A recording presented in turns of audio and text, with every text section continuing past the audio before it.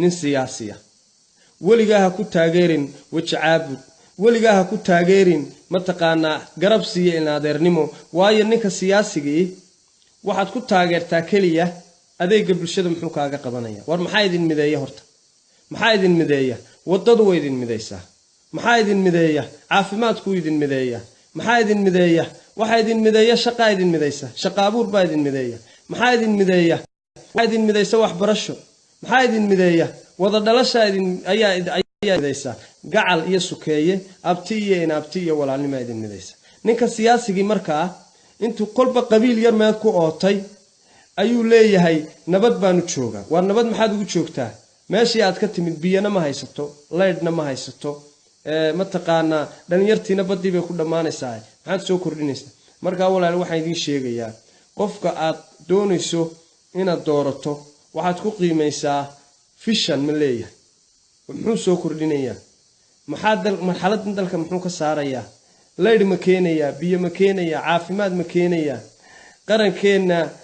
mataqaanaa xaaladdu ku jira ma ka gudbi karaa taas uunbaa adiga faa'iido ku ah nabad baa ina midaysa haa walaalo cabdiqaadir haa walaal waa runtaa nabaddu waa shayga ugu muhiimsan ee maanta ina mideeyo weeyaan waayo hadduu dagaal dhaco ninka siyaasigii 5 baasaboor buu sitaa intuu madaxa isku ka garaaco ayuu caalamka ka degayaa caruurtiisiina horaabuu magangeliyo ugu sii sameeyay laakiin yaa ku dhinta yaa ku barakaca shacabka ku barakaca yaa ku dhinta askariga ku dhinta yaa ku dhinta haweenka ku baabaa cudurra laga dhaxlaa faqri baa laga dhaxlaa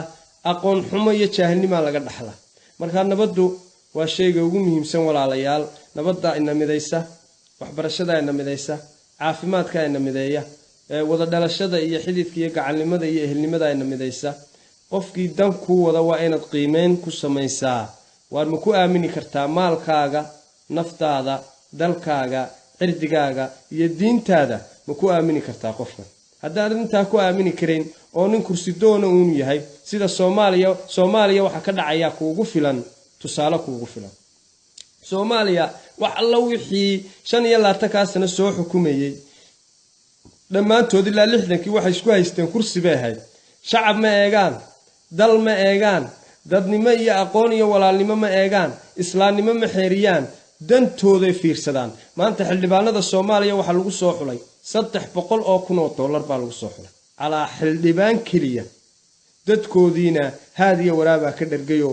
koobiya waxay ku cabaan bay laayihiin 25 sano halka ku jireen bay dhadhaab ugu noqdeen way ka rajabeeleen way ka aayabeeleen waana u dhamaatay ilaahay mooyaane cid ay sugayaan haba yaraatay ma jirto siyaasi tusaalihi waxa kuugu filan xamar waxa ka dhacay reer galbeed baa ku dhex jira nidaamka u dejiya reer galbeed baa keenay federaalka reer galbeed baa keenay maamul goboleedadan qabaa'ilkan xuduudaha loo sameeyay bal Somaliland bay qabiil ku sheegayaan qabiil baa xuduud loo sameeyay gaalka ayo dagaalka kumba ma sanad walba ku barakaca oo ku dhinto ku baabaa waxa la isku dilayaana waa magaalo la kala jaray weeyaan ya ahlu sunna wal jamaa iyo mudug waxa isku dilayaan waa kursi iyo maamul weeyaan hiiraan waxa isku dilayaan waa kursi iyo maamul weeyaan waxa qurunka iyo qabyaalada iyo balaayada ku jira ayuun baa dadkeena walaalaha tashaday doonayeen inay isku diraan kala qaadaan